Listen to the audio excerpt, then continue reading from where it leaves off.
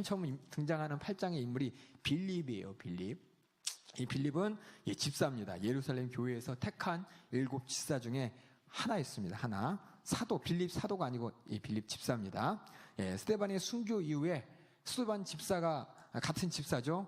박해로 말미암아 순교했을 때 이 빌립도 다른 사람들과 더불어서 예루살렘을 떠나서 이제 복음을 전하게 되었습니다. 사마리아로 들어가서 이제 예수가 바로 메시아라는 이 복음을 선포하고 되는데, 이 8장에 보면 빌립이 하는 이 모든 일들이 뭐냐? 예수님의 사역과 동일한 표정을 하는 것입니다. 예수님께서 가서 병을 고쳐주시고 또 복음을 전하고, 병을 고쳐주고 이적을 행하고 복음을 전하고, 또 하나님 말씀을 들어서 복음을 전한 사건들을 빌립도 똑같이 했다는 겁니다. 그래서 초대교회가 예수님의 명령에 순종하도록 자극한 사건이 어떻게 보면 박해예요. 박해. 순교의 사건, 그 공회가 예루살렘 교회를 박해했던 그 사건이 어떻게 보면 참 괴로운 사건이고 힘든 사건이고 벗어나고 싶은 사건이지만, 그 사건을 통해서 하나님의 복음의 역사는 진행되고 또 이루어졌다는 것입니다. 그래서 이 빌립을 통해서 회심했던 사람들이 크게 2사람, 이방인 사람이 누구냐면 시몬이라는 마술사가 있고 에디오피아 레시 간다게가 있습니다. 누구죠? 간다게가 있습니다. 그래서 빌립 집사, 이 말이 뭐냐 여러분들? 사도가 아니라 집사가 복음을 전했다는 겁니다. 사도뿐만 아니라 그 집사도 예수의 생애를 재현했고, 사도뿐만 아니라 집사도 순교하면서 정말 예수의 생애를 그대로 재현했다는 겁니다. 그래서 여러분에게 말씀드릴 게 뭐냐면, 복음 전하는 거 목사님이 하셔야지. 이런 이적과 표적 예수 이름에 쓰는 거 목사님, 전도사님, 특별히 부른 사역자들 해야지. 내가 어떻게 아니에요.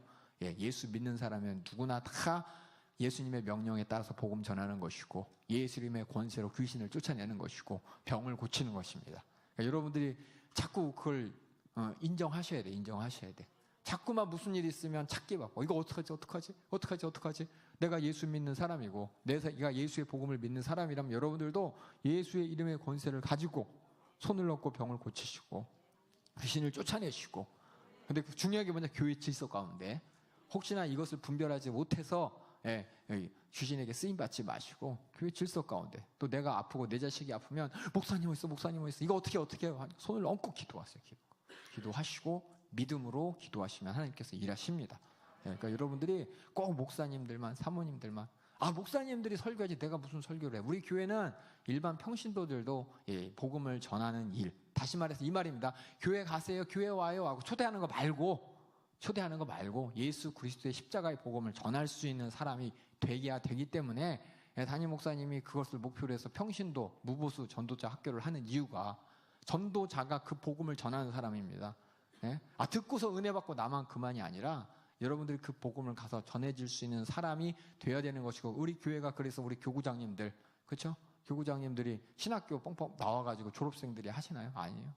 다른 교단 가면 교구장님 하려면은 신학교 제대로 졸업해야 되고, 학점도 잘 맞아야 되는데, 우리 교회는 그게 아니라 평신도 사역자, 우리 하나님께서 우리 교구장님들을 불러 쓰셔가지고 그들을 통해서 기도할 때 질병도 고쳐주시고, 그들을 통해서 복음도 전하게 하시는 것은 성경 그대로. 어떤 사람들은 왜 교구장님이 왜 목시학교도 안 나오고 교구장님들이 일반 성도고 이거 이상한데? 아니에요. 이게 성경적인 것입니다. 여러분들도 그렇게 되기를 사모하는 여러분 되길 주님의 이름으로 축원합니다.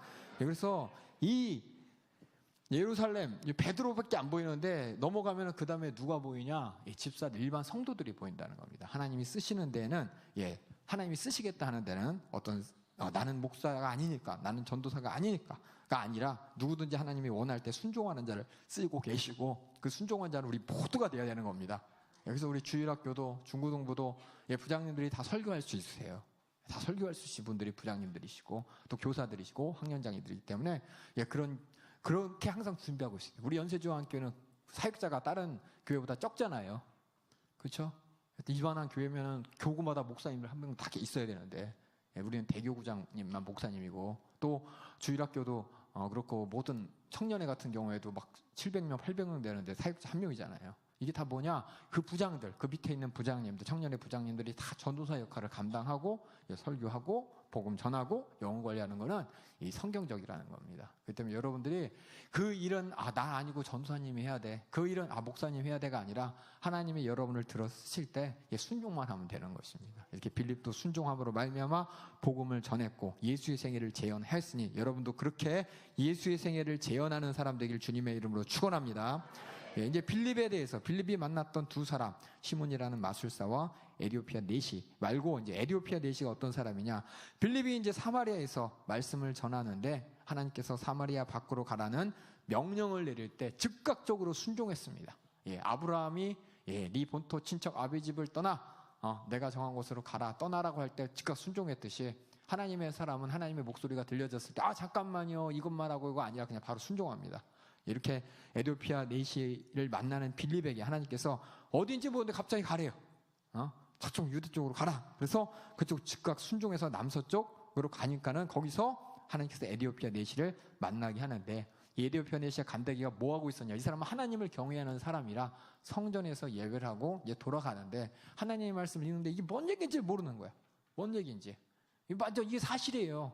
유대인들도 그랬고 구약에 있는 많은 바리새인들도 그들도 성경을 읽었지만 성경의 예언들, 특히나 예수님에 관한 예언들이 예수님일 거라고 생각을 못하는 거예요. 누구지? 뭔 얘기지? 분명히 왜냐하면 구약의 내용에 보면 메시아에 대한 예언이 상충이 돼요. 하나는 뭐냐? 권세를 가지고 심판하러 오시는 모든 능력을 가진 분이 메시아라고 하는데 한쪽 구태는 뭐냐? 채찍에 맞으시는 분, 연약한 모습, 양처럼 죽으시는 분. 이게 이해가 안 가는 거야. 왜 메시아가 와서 이렇게 푸대접을 받아야 되는지. 근데 이걸 다 지워버리고 싶은 거야. 그냥 그들이 원하는 거는 로마로부터 이 세상의 정권으로부터 큰 능력과 권세를 가지고 이 유대 사회 이스라엘을 하나님의 나라로 그냥 힘센 로마보다 더 힘센 나라를 만들 그 메시아만 기다렸는데 그거에 딱 꽂혀 있으니까 하나도 안 보이는 거예요. 에디오피아 내시가 성경을 읽습니다. 성경을 읽는데 이해가 안 가는 내용이 계속 나오는 거예요. 성경에. 그래서 가만히 봤더니 사도행전에 제가 읽어볼게요. 사도행전에 8장에 제가 읽어볼게요. 여러분 듣기만 하세요. 여기 뭐라고 써있냐? 저는 사자로 가는 양같이 끌렸고. 아니 저라는 사람이 양같이 끌려가? 하나님이 쓰는 사람인데 털 깎는 자 앞에서 어린 양의 잠잠함 같이 그 입을 열지 아니하였도다. 낮을 때 공변된 판단을 받지 못하였으니 누가 가히 그 세대를 말하리요? 그 생명을 이 땅에서 빼앗기미로다. 누군가 죽는다는 거예요. 누군가 억울하게 죽는다는 거예요. 잘못된 심판을 받는다는 거예요. 이게 뭐지 하고 막 그때 하필이면 그걸 읽고 있을 때 이사야 글을 읽고 있을 때 빌립이 가만히 같이 지나가다 듣고서 그 마차에 올라가서 설명해 주면서 그게 바로 너가 알고 있는 예수. 예루살렘에서 지금 예배드리고 하는데 예루살렘 사람들이 막 얼마 전에 소동했던 거 알지? 소동했던 거. 왜? 어떤 사람이 하나님의 아들이라고 하면서 십자가에서 잔인하게 죽었던 그 예루살렘이 난리 났던 그 사건 알지? 유대인들이 죽여라 했던 그 사건 알지? 그게 바로 예수고 왜 그 예수가 이런 고통과 핍박을 당해야 되는지 그 구약을 들어서 쭉 설명하니까 그때 인정을 하고 그래서 이 예수가 바로 하나님의 종으로 고난받은 거였구나. 그것을 예언을 이루어진 것을 딱 인정하면서 지나가는데 마침 물이 있으니까 그 예수가 침례 주라고 명령했다고 빌립이 얘기하니까 그럼 내가 침례받지 않을 이유가 뭐가 있냐 라고 하면서 내려서 바로 침례를 받고 또 빌립은 계속해서 연안을 따라가면서 가이사랴까지 가면서 복음을 전하면서 예루살렘 밖에서 이 빌립 집사를 통해서 하나님께서 복음을 정케하시면서 수많은 이방인들 만나게 한 사건이 나오게 됩니다. 그 뒤에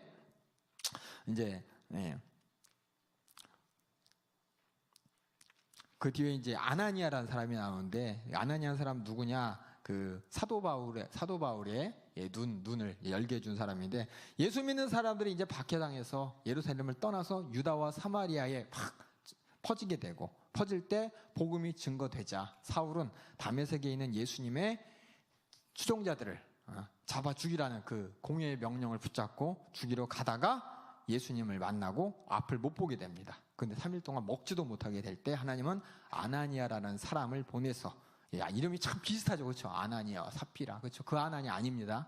그러니까 여러분들 읽을 때 똑같은 이름이라고 똑같은 사람으로 착각하면서 그 사람이 왜 여기서 이러지? 아까 죽었는데 왜 나타나지? 그렇게 하지 뭐지 하냐시고 같은 이름입니다. 같은 이름. 그래서 하나님은 아나니아를 보내서 눈을 열게 하시고 그러면서 하나님의 요구에 순종하라고 명령하셨을 때 가기 싫었어요. 아나니아는 사울에 대한 그 소문을 들었기 때문에 내가 왜 가야 됩니까? 그때 하나님이 내가 이방인을 위해서 쓴 사람이라고 가라 했을 때 즉각적으로 순종하는 사람입니다. 그래서 성경에서 보면은 이 복음을 전하는 사람, 또 하나님이 쓰시는 사람을 보면 하나님의 말씀에 즉각적으로 순종합니다. 즉각적으로 순종할 때 그 순종이 뭐냐? 하기 싫어. 사실 하기 싫은 일이지만 하나님이 하라고 했을 때 순종합니다. 그 사람을 통해서 하나님께서는 복음을 전케 하시는 것이고, 그래서 우리에게 요구하는 건 하나님께서는 순종인 것입니다. 근데 그 순종하고 복종하고 차이가 뭘까요? 저는 복종 순종이라는 말이 어떻게 보면 같은 말 같잖아요. 조금 틀린 게 있어요. 틀린 게. 성경에서 보면은 순종과 복종에 대해서 복종하라 할 때도 있고 순종하라 할 때가 있는데 성경 구절을 가만히 보니까 다는 아니고 몇 구절에 보니까 순종은 뭐가 나오냐면 성령님께서 감동하심으로 말이면 성령에 따라 이런 말이 나오더라고요. 그래서 우리의 순종은 뭐냐? 하나님의 마음과 심정을 인정할 때 진짜 순종이 나타나는 겁니다. 그냥 복종하는 것만으로 큰 복인데 하나님의 마음과 심정을 알아서 내가 부득불할 수밖에 없는 게 성경에 보니까 순종이라고 그러더라고요. 그래서 영어로 순종이 obey잖아요. 그렇죠? obey가 있고 또 다른 말로 복종, submit이라고 있어요. 그래서 그러니까 원어에도 다르게 써 있거든요. 그걸 영어로 표현하면은 obey라는 순종이 있고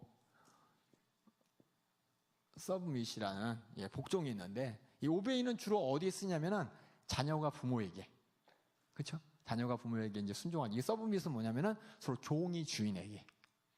근데 구약에서 보면 주로 이 단어를 많이 쓰거든요. 같은 단어라도. 근데 신약에서 성령 충만한 사람들은 obey라는 단어를 쓰더라고요. 그래서 우리가 하나님 앞에 순종하는 것은 무조건 맹목적인 복종이 아니라 우리의 순종은 우리의 복종과 우리의 순종은 하나님 앞에 성령으로 말미암아 인도받아서 감동받아서 하는 게 순종입니다. 그래서 여러분들이 새해 때 임명장 받잖아요. 그렇죠? 임명장 받을 때 우리는 이것이 순종입니까? 복종입니까? 순종입니다. 죽도록 충성하라. 그걸 뭐예요? 종이니까 주인한테 억지로 하는 게 아니라 우리는 내가 받은 은혜가 너무 크기 때문에 그 은혜에 압도돼서 순종하는 겁니다. 그래서 여러분들이 이 단어를 잘 아시면서 누가 이렇게 온전히 순종할 수 있느냐? 성령 충만한 사람만 순종할 수가 있습니다. 여러분들이 순종함으로 말미암아 하나님의 뜻을 하나님이 원하는 분량만큼 이루는 여러분 되길 주님의 이름으로 축원합니다. 이렇게 하나님께서 요구하실 때 정말 내 육신은 하기 싫지만 하나님의 마음을 알아 순종. 예수님께서도 그러셨듯이 이 아나니아도 사울한테 가기 싫었어요. 미웠어요. 겁났어요. 하지만 하나님 가라고 하셨을 때 바로 순종하였고 그 순종을 통해서 사울이라는 사람이 하나님 앞에 우뚝 설 수 있게 된 것입니다. 그 뒤에 보면은 애니아라는 사람이 나와요. 그 예루살렘 밖에서 이제 베드로가 전도를 하게 됩니다. 룻단이 여러 동네가 나와요. 그 예루살렘과 사마리아 그 동네입니다. 룻단의 성도들 중에서 8년 된 중풍병자를 고쳐줍니다. 그래서 중풍병자를 고쳐주는 이 사건 가만히 보면 예수님께서 베드로가 예수의 이름으로 중풍병자를 일으키는 그 사건들 보면 예수님의 사역과 동일하게 연결된다는 것을 우리가 보게 되고 그걸 봤을 때 예수 그리스도를 믿고 고백하는 신앙으로 만들어진 걸 볼 때 정말 예수의 여기 전체를 봤을 때 예수 믿는 사람들이 복음 전할 때 항상 예수의 생애를 재현했습니다. 예수님과 함께 계실 때 능력과 권세가 나타났고 그 똑같이 죽은 자를 살리고 중풍병자를 고치고 안진뱅이를 일으키고 그것이 비단 이때의 일이 아니라 우리에게도 동일하게 나타내길 원하는 하나님의 일입니다. 그러니까 여러분들이 주저하지 마셔요. 하나님께 순종하는 자는 하나님께서 함께 하십니다. 그 뒤에 보면 또 다비다라는 사람이 나와요. 또 도르가라고 하는 다비다라는 사람인데 이 사람은 참 하나님의 말씀에 하나님의 마음을 알고 그 말씀에 순종함으로 말미암아 착한 일, 선행과 구제를 많이 했다고 합니다. 그냥 선행과 구제를 한 게 아니라 하나님의 뜻을 알고 하나님의 뜻대로 선행과 구제를 많이 했다고 합니다. 그랬더니 베드로가 요바에 있었던 그 예수 믿는 사람들이 이 다비다를 위해서 베드로에게 한 번만 와달라고 해서 갔죠. 가가지고 갔더니 죽었어요. 다락방에서 기도하고 죽은 사람의 이름을 부르니까 벌떡 일어났습니다. 예수님께서도 이런 일이 있었죠. 그렇죠? 야이로의 딸을 살리실 때 그렇죠?